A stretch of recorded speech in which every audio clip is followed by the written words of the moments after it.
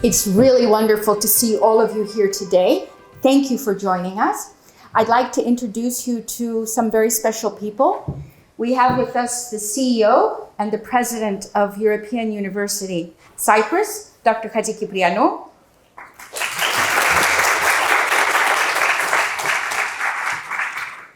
Also with us, we have the Director of Admissions, very important for today, and Marketing, Ms. Alexandrou. And the person that you've met on very nice long tour, of course, is our campus director for the EUC Frankfurt branch, Dr. Books.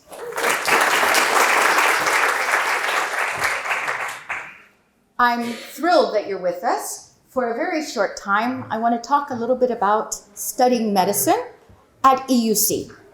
And actually, during this period, what I'd like to do, deciding to study medicine is really hard. It's a big decision. So for those of you that want to study medicine, I'm going to give you a few tips of the things that you might want to consider. Then I want to give you a few words about EUC. And then, of course, I want to talk about our medical program. And then I want to tell you, the students here, what we're looking for in our applicants. So, big thing, you want to be a doctor, but where should you apply? What should you do? There are things that you need to consider. Where's the university? How is the campus? What's the reputation like? What's the program like? These are the things that you need to think about when you're choosing. I will give you some feedback about what EUC and the medical program is. What are some of these general considerations you should look at? What type of program is it? Is it a 5-year program, 6-year program? What is the teaching style like? Big groups? Are you all stuffed in an auditorium, memorizing information continuously? Or are you in small groups? What type of program is it? Are you learning skills? Are you memorizing oodles of information? Are you given any choices as a student? Do you have electives? Do we offer you opportunities in research? Or more importantly, do we let you expand your horizons by giving you opportunities to see research or clinical training in other places? And then, of course, what type of curriculum is it? Do you have patient contact? How are the courses organized? These are things that when you're making a choice to commit yourself to study medicine, which is demanding in law, you should consider. Of course, choosing the perfect university is not easy. But yes, it should be student-centered.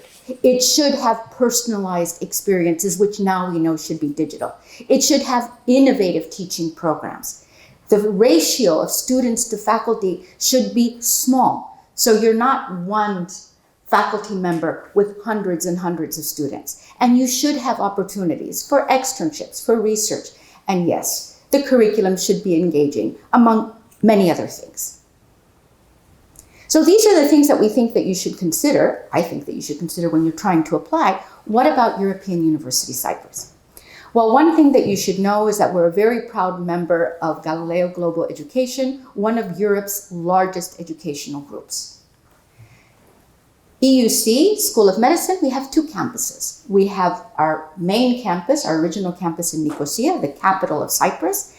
And now we have our new Frankfurt branch here in the beautiful city of Frankfurt. Nicosia has a very large student population. We have many universities there. So it's a vibrant student life, safe environment. And what can I say about Frankfurt? It's a fantastic city.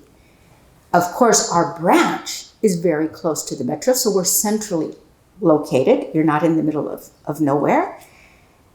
Frankfurt is a wonderful city with many opportunities for any student, including nature or pubs and bars, whatever you want. It's a good place for students to study and mingle. But most important is the space that you're seeing here is all-inclusive educational facility. It has state-of-the-art education facilities in medicine. Extremely important. It's all here. A little bit that you should know about EUC, and we're very proud, and what I'm telling you about the facilities is that according to the Times Higher Education rankings, we were ranked among the best 201 universities for infrastructure, entrepreneurship, and innovation. And I think you got a hint of that when you were going through our spaces. According to the QS Stars University ratings, we received 5 stars in many aspects: teaching, inclusiveness, internationalization. Actually, European University Cyprus received 5 stars for its overall performance. Big thing. But being the Dean of Medicine, I'm most proud of this. The MD medical program also received 5 stars. Why am I saying this? 5 stars on the QS Stars University ratings is the highest you can receive. And we're the only MD program that has received 5 stars in the region. A little bit about EUC. European University Cyprus is a leading international university which stands apart for its high academic values, its modern campus, and its commitment to the wider community. With a significant regional presence, European University Cyprus has distinguished itself in teaching excellence, academic and scientific research, with an impressive rate of growth. QS Top Universities, the most authoritative international rating organization, has awarded European University Cyprus the status of being a 5-star institution for overall performance. The university has received 5 stars in teaching, employability, internationalization, online learning, and inclusiveness. The MD Medicine degree was also recognized with 5 stars for the strength and competitiveness of the program. The Times Higher Education Impact Rankings in 2021 placed European University Cyprus among the top 201 universities worldwide in the areas of innovation, industry and infrastructure, decent work and economic growth, and climate action. European University Cyprus is part of Galileo Global Education, Europe's largest education group with more than 170,000 students. Its auditoriums have hosted globally acclaimed personalities. Its lecture halls have been graced with internationally acknowledged academics. The university's high-impact research activity connects knowledge and research with entrepreneurship and innovation, and has helped establish an international reputation for excellence.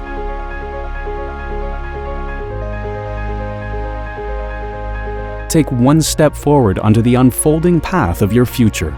European University Cyprus will give you the knowledge and the power to begin that journey. European University Cyprus. Knowledge is power. Now, while we're a comprehensive university, we are specialized in health sciences and life sciences. We have 23 programs, including medicine, dentistry, nursing, many, many more. This is our area of specialty. This is where we're strong. Our medical program is extremely strong. To give you a sense of who we are when we're talking about medicine, the vast majority of our students, 75%, are from outside of Cyprus. Throughout Europe, including Germany, Norway, but also the USA, Australia, many, many countries. This is our identity. This is also the challenge for making a very good curriculum, addressing the needs of students who want to go wherever they need to go throughout the world. Now I can focus on my favorite part, the School of Medicine. And I'm going to talk a little bit about the curriculum and a little bit about our infrastructure, which is related to the curriculum. Keep in mind that we're recognized on the European Recognition Platform. That is through the European Parliament and the IMI platform. This degree is recognized. It's like a free passport going across Europe. Your degree is recognized, but we're also recognized on the USA platform, the Educational Commission for Foreign Medical Graduates, the ECFMG, meaning you are qualified and able to take the USMLE exams or to practice or do your residency in the States. Why? Because after 2024, if you have not been accredited through a program like the World Federation of Medical Education, which we are, the US will no longer recognize you. So not only are we on the European recognition platform, we are on the American recognition platform, we are on the World Recognition Platform. Your degree is triple accredited, triple recognized. Our vision as a university and as a school is to prepare competent but very compassionate clinicians. We want you to succeed in whatever you want to do in medicine and wherever you want to go, based on good knowledge, but based on good skills. How do we do that? We've developed an extremely refined curriculum. It emphasizes the integration of knowledge in relation to what you're expected to do as a doctor. So you're going to say, okay, Dean, why are you telling me this? What's the big deal? Let me remind you. Last year alone, 6 million articles came out in the biomedical science. Medical knowledge is changing about every 2 months. So half of what we're going to teach you in about 5 years is not going to be true anymore. It's going to be obsolete. So if I have a program and I give you oodles of things to memorize, it looks very good. Am I being good at my job? No. Because in 5 years, half of what you've learned is not going to be relevant. I need to teach you how to think. I need to teach you how to have the competency to be a good doctor. So the collective group of the faculty of the university and this medical school devised what we call a competency-based integrated spiral curriculum. It's integrative, it's clinically relevant, and it gives you the significance of practicing medicine. That's how we got accredited quickly. We're a 10-year young school, and effectively. We have 3 spirals in our curriculum. We start out with the beginning, phase 1, 2 years. The human body and health. The anatomies, the physiologies, the biochemistries, all of the good stuff. The 3rd year is very critical. This is phase 2, where you learn about the body and disease, what can go wrong, the pathophysiologies, the pathologies, the semiologies, preparing you to make it to your last 3 years, your clinical years, where you're exposed to the clinical environment. Now, when we say spiral, you're going to say, okay, it sounds nice, but what do you really mean? Every year, you're receiving similar information, but every year we build on complexity. So every time it becomes more detailed, more important. Let me give you an example. First year, our students that you met today have already learned the basic anatomy of the thoracic wall. Big deal. The 2nd year, they're already learning how to relate it to the underlying organs. So they know, how am I going to listen to the heart? How am I going to listen to the lungs? Where? And by the 3rd year, they've already related it to a physical exam. So when they make it to the hospital, they know what they're doing. So what are the cornerstones of this program? Active learning.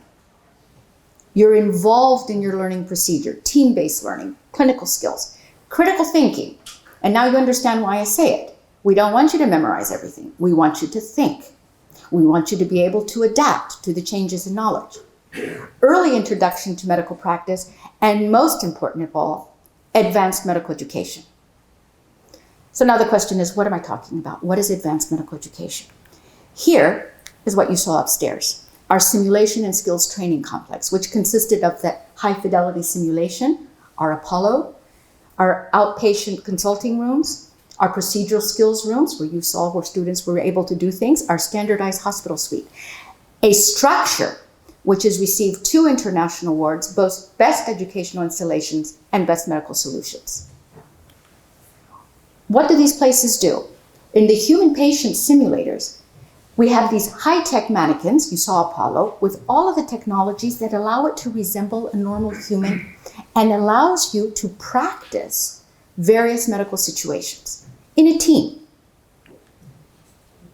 Something similar is the standardized patient, where with the standardized patient, you're learning how to do your patient interview, your clinical exam, things that prepare you for when you go to the hospital. And I'm reminding you, we do this in year 1, we do this in year 2, and we do this in year 3.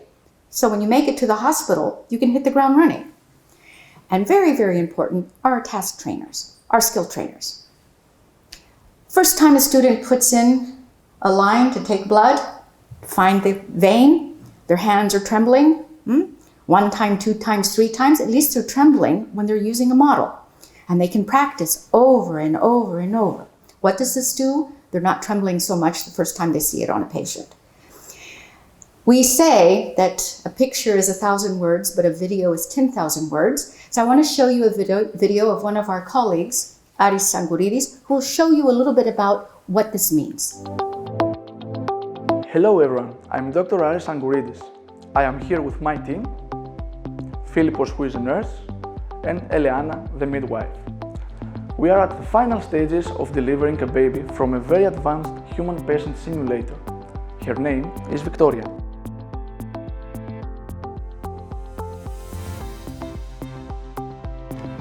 Victoria, as well as the rest of our simulators, look and act like real patients.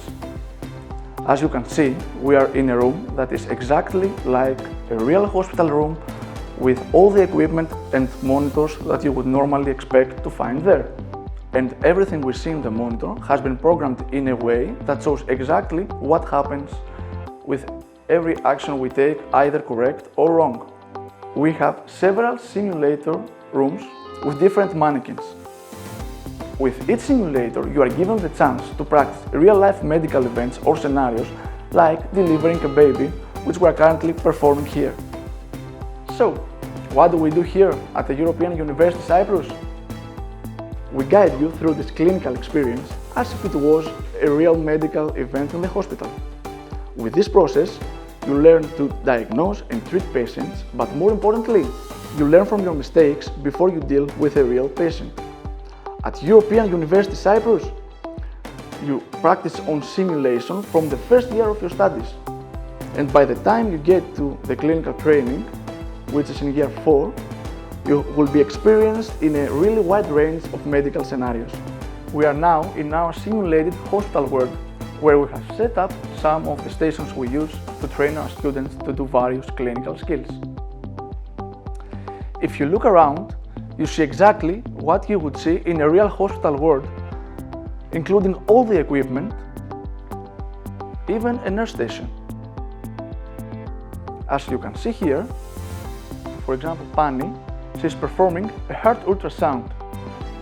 Under our guidance and predefined scenarios, she is learning how to do an ultrasound and actually recognize any normal structures or any pathological findings.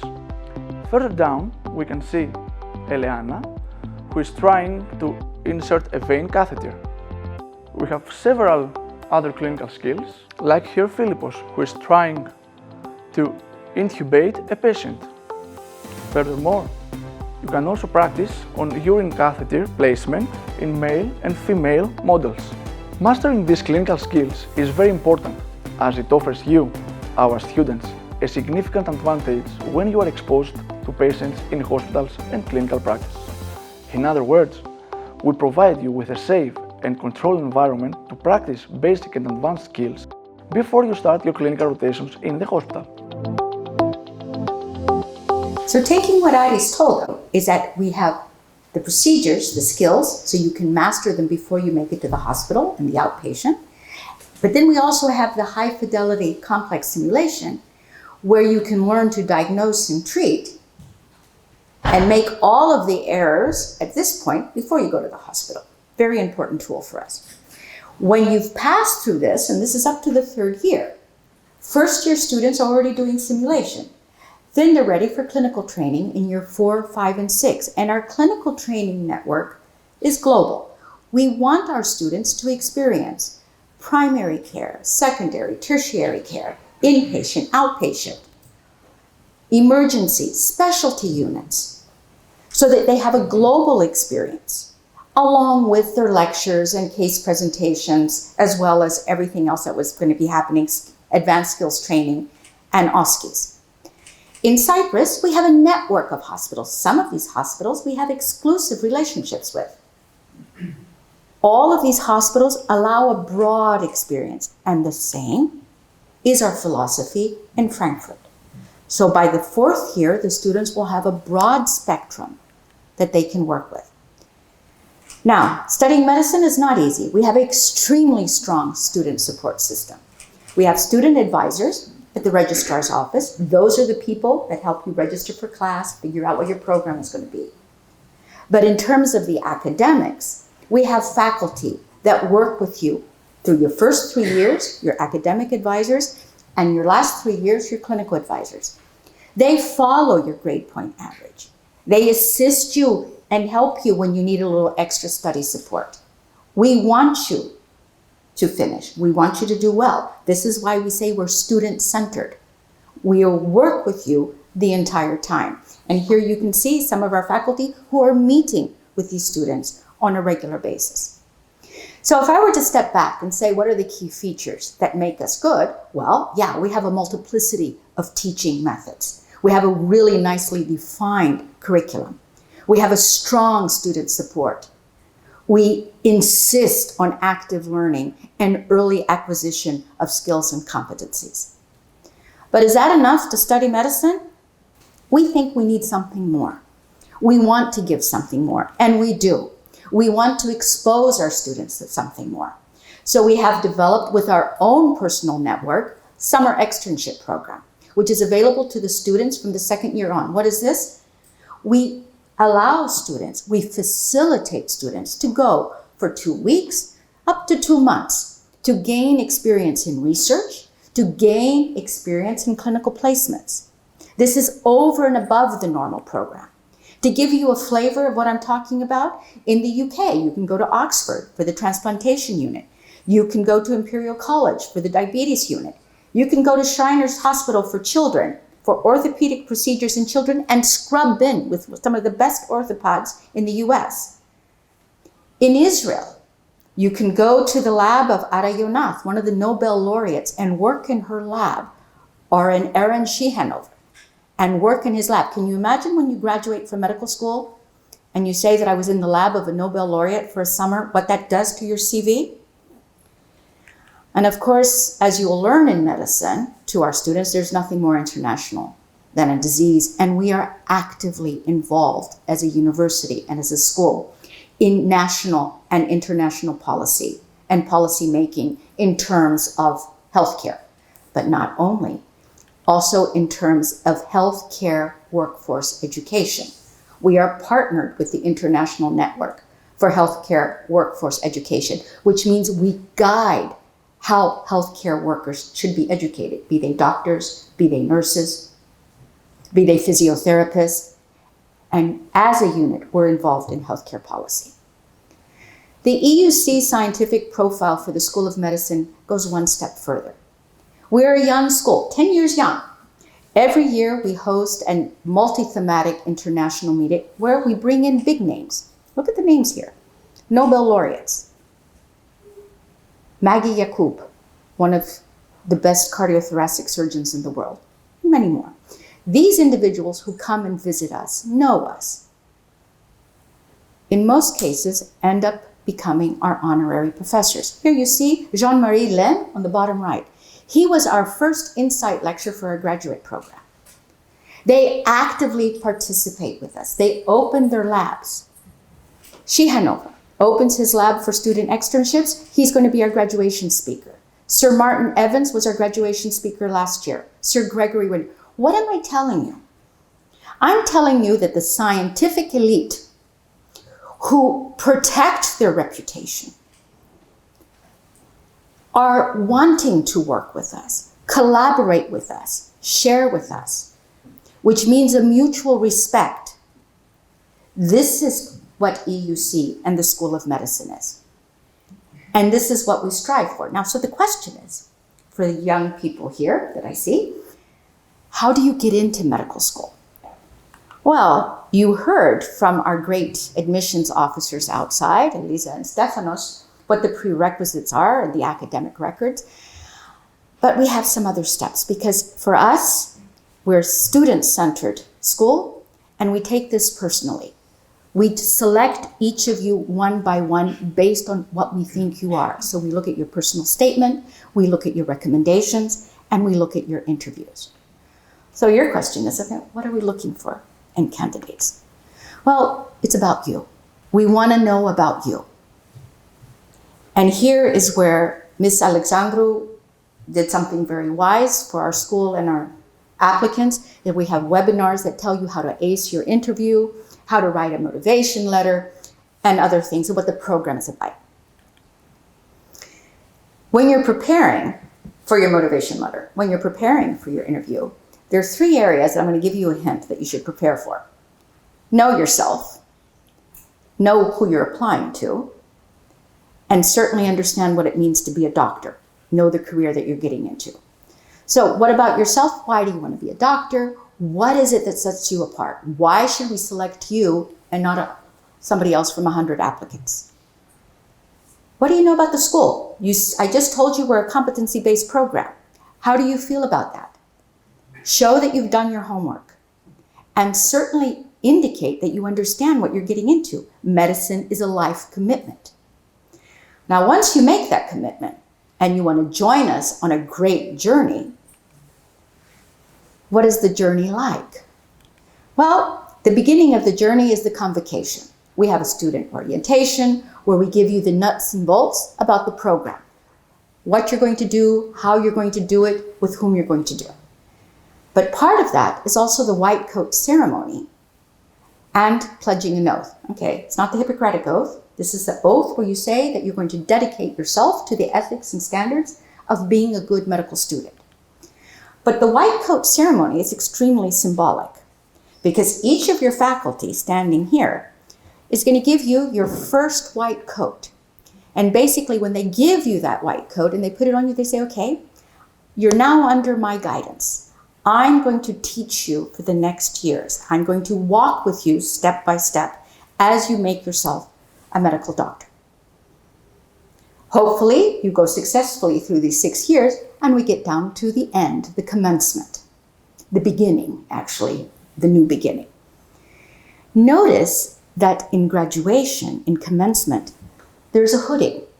The hooding is the green hood that each one wears. Green is the color of medicine. Now, when your faculty puts the hood over you, they're saying, okay, you mastered medicine. You're now my colleague. You're now my equal. But most symbolic is the signing of the Book of Graduates, where for the first time, in front of your friends, in front of your family, in front of your colleagues, you're going to sign your name with the initials MD, medical doctor. This is when you do it. And of course, that's when we have the Hippocratic Oath, where you pledge yourself to the dedication of being a competent, good, kind doctor.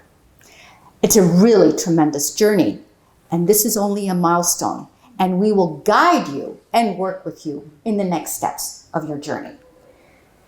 This, ladies and gentlemen, is a small picture of who we are as EUC, a small image of what we'd like and aspire to be as a School of Medicine.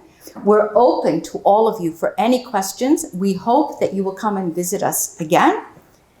And whatever you need to know, we're by you. Thank you very much for your attention. I will be around, so if you have any questions, and of course our excellent advisors and our wonderful campus director, our faculty, we will be more than happy to give you any information and feedback that you need. Thank you.